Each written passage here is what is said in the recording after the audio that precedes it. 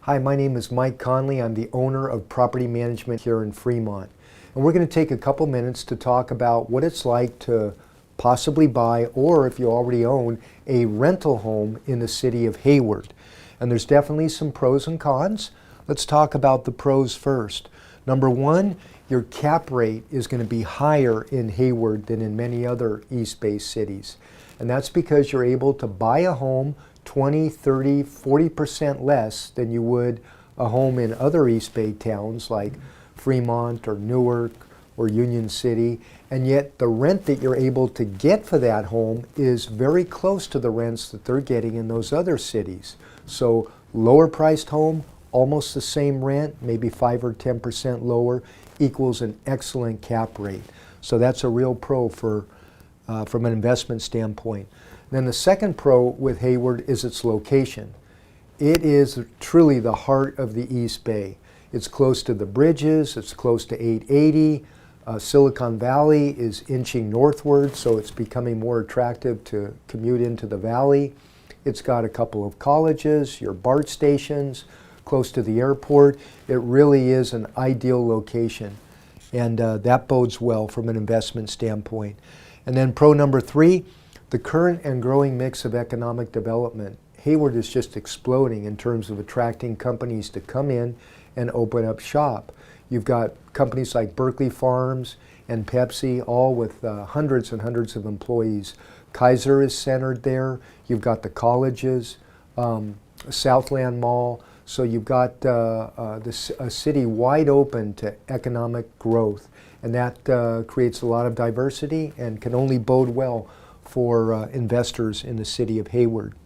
Now you look at some of the cons in the city. Number one, the appreciation is lower in Hayward than in many neighboring cities. I don't think any town in the East Bay got crushed during the recession like Hayward. And it's rebounded, but definitely the appreciation is lower in that town than in other East Bay cities. Con number two are your school rankings. Your school rankings in Hayward are, on a scale of 1 to 10, about a 3 to a 4. They're much lower than the state average, and you just can't get around the fact that the schools are subpar. So that has to be taken into consideration from an investment standpoint. Definitely has to hinder appreciation. Con number three is the crime rate.